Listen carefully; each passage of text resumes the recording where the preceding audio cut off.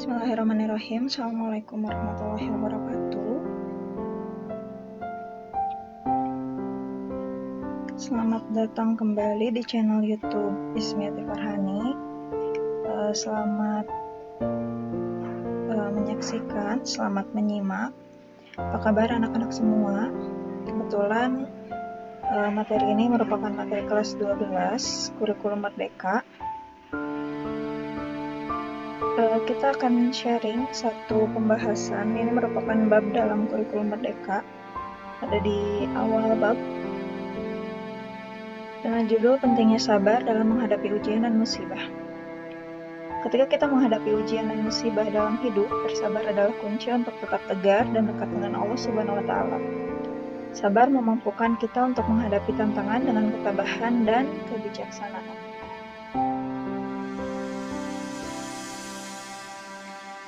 Sebelum masuk ke materi, silahkan persiapkan hati, pikiran untuk menerima pembahasan pada hari ini. Sebelumnya tadi kita sudah berdoa dulu untuk memulai pembelajaran. Setelah itu kita sudah membaca Al-Quran sebelum memulai pembelajaran. Kita berdoa semoga hari ini mendapatkan keberkahan, keberhasilan, kesuksesan, dan selalu dilimpahi kesehatan oleh Allah Subhanahu wa Ta'ala. Kita masuk ke definisi sabar dalam Islam. Yang paling pertama adalah menahan diri. Sabar berarti menahan emosi dan tindakan yang dapat merugikan diri sendiri atau orang lain. Kalau di kelas 10 ada mujahadah an-nafs ya. Itu namanya kontrol diri. Orang yang kuat bukanlah orang yang jago bergulat. Namun orang yang kuat adalah orang yang mampu menahan dirinya ketika marah. Itu pembahasan kelas 10 ya. Mujahadah an-nafs. Definisi sabar yang kedua adalah tetap tegar. Sabar adalah kemampuan untuk tetap teguh dan tidak berputus asa dalam menghadapi ujian.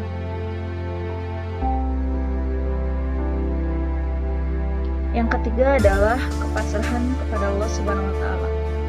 Sabar juga mencakup penyerahan diri kepada kehendak Allah dengan keikhlasan dan kepercayaan.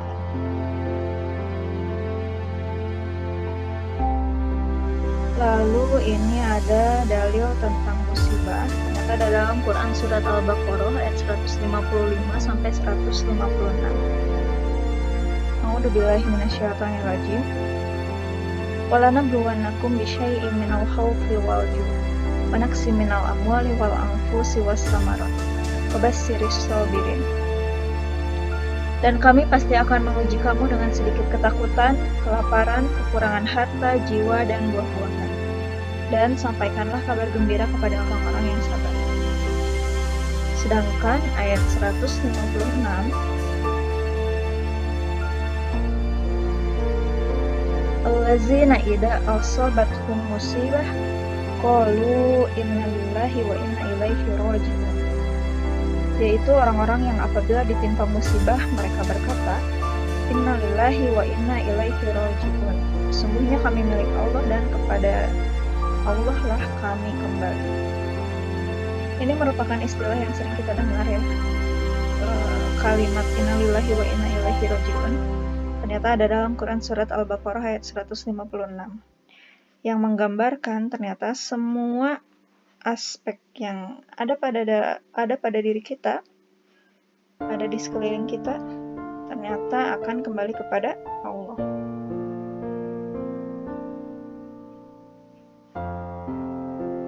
Jadi ini dalil tentang musibah ya. Harus diingat Al-Baqarah ayat 155 sampai 156.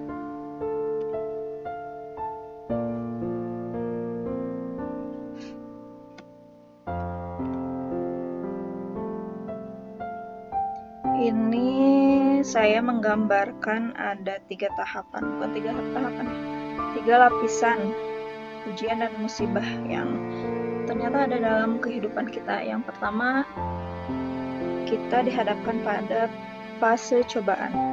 Setiap manusia akan menghadapi cobaan dan ujian. Sebagaimana dijelaskan dalam Al-Quran surat Al-Baqarah ayat 155 tadi yang sudah saya bacakan. Yang kedua adalah kekhawatiran. Cobaan dapat menimbulkan kekhawatiran dan ketakutan, namun harus dihadapi dengan kesabaran. Yang paling terakhir adalah pembelajaran atau hikmah. Melalui ujian dan musibah, kita dapat belajar dan meningkatkan kualitas iman serta kedekatan kita kepada Allah.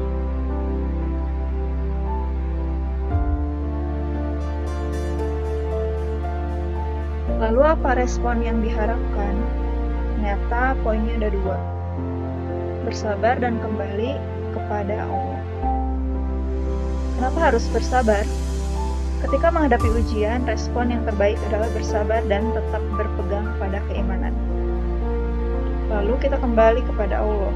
Setelah bersabar, kita bertawakal, kita kembali, kita senantiasa meminta pertolongan kepada Allah.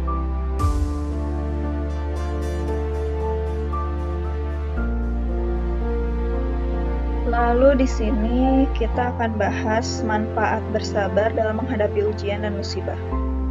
Yang paling pertama adalah kedekatan dengan Allah. Bersabar dalam menghadapi ujian dapat meningkatkan kedekatan dan keimanan kita kepada Allah Subhanahu wa Ta'ala. Yang kedua, kesabaran membawa ketenangan. Dengan bersabar, kita dapat memperoleh ketenangan jiwa dan mental yang kuat untuk menghadapi tantangan. Yang paling terakhir adalah peningkatan diri. Ujian dan musibah yang dihadapi dengan sabar dapat menjadi jalan untuk meningkatkan kualitas diri. Lalu apa sih strategi memupuk sikap dari sabar? Yang paling pertama adalah berdoa. Perbanyak doa dan memohon pertolongan kepada Allah Subhanahu wa Ta'ala. Yang kedua, mempelajari Al-Quran, karena ternyata di dalam Al-Quran banyak ayat-ayat tentang kesabaran yang bisa kita renungkan. Setelah itu kita introspeksi diri. Lakukan introspeksi dan evaluasi diri untuk meningkatkan kesabaran. Dan yang paling terakhir adalah dukungan sosial. Dapatkan dukungan dari orang terdekat untuk membantu memupuk kesabaran. Ini adalah contoh teladan sabar dari kisah para nabi. Yang pertama kita punya kisah dari Nabi Ayub. Yang kedua dari Nabi Yusuf. Yang paling terakhir dari Nabi kita yang paling terakhir itu Nabi Muhammad. Nabi Ayub tabah menghadapi penyakit dan kehilangan harta benda. Nabi Ayub itu merupakan salah satu nabi yang wajib kita ketahui ya. Nabi Ayub ternyata merupakan seorang saudagar yang sangat kaya. Dia berlimpah dengan harta, namun ternyata Allah memberikan sebuah cobaan, yaitu penyakit kulit yang sangat langka dan susah disembuhkan. Bahkan pada saat itu orang-orang sangat jijik ya, sangat tidak suka pada Nabi Ayub sehingga mengusir Nabi Ayub dari kota. Namun pada saat itu Nabi Ayub tetap terus bersabar, menunggu mujizat dari Allah sambil berikhtiar mencari obat. Dan pada satu waktu Nabi Ayub ternyata mendapatkan sebuah mujizat.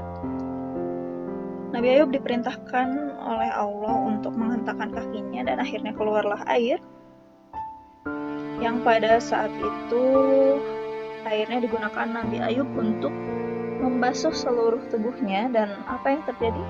Ternyata itu merupakan buah kesabaran dari Nabi Ayub, di mana air itu merupakan air yang dikirim oleh Allah untuk menyembuhkan seluruh penyakit kulit Nabi Ayub. Yang kedua adalah Nabi Yusuf. Kita ketahui bahwa Nabi Yusuf itu merupakan salah satu nabi yang dikenal dengan ketampanannya ya. Beliau sabar menerima cobaan, dibuang ke sumur dan dipenjara. Pada saat itu Nabi Yusuf adalah satu-satunya dari 12 keluarga ya, misalnya 12 adik kakak, 12 bersaudara. Nabi Yusuf dibuang ke sumur namun beliau bersabar dan akhirnya beliau terbukti tidak bersalah pada saat itu. Yang terakhir adalah Nabi Muhammad. Nabi Muhammad merupakan tauladan yang sangat baik bagi kita semua. Beliau adalah Nabi yang sangat sabar dan ulet dalam menyebarkan agama Islam. Bahkan beliau disebut sebagai Majnun, atau orang yang gila ya. Dia menyebarkan agama, bahkan dia sendiri tidak dapat menulis dan membaca ya pada saat itu. Dan orang-orang pertama ketika melihat Nabi Muhammad menyebarkan agama Islam tidak percaya akan kebenarannya. Namun ada orang-orang di sekeliling beliau yang sangat support ya. Ada yang disebut dengan as-sabiqun al-awwalun, atau orang-orang yang pertama masuk ke dalam agama Islam.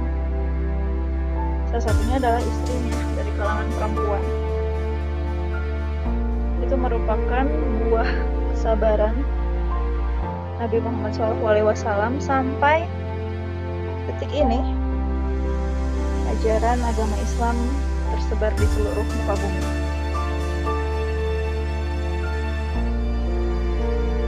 Lalu kita meneladani sikap sabar dalam kehidupan sehari-hari. Yang paling pertama, menerima cobaan dengan ikhlas. Yang kedua, memohon pertolongan Allah. Yang ketiga, berbuat kebaikan. Ketika menghadapi musibah, terima dengan lapang dada sebagai bagian dari kehendak Allah Subhanahu wa Ta'ala. Lalu perbanyak berdoa dan meminta bimbingan serta pertolongan dari Allah Subhanahu wa Ta'ala. Setelah itu, lakukan kebaikan dan amal soleh sebagai bentuk ketaatan kepada Allah.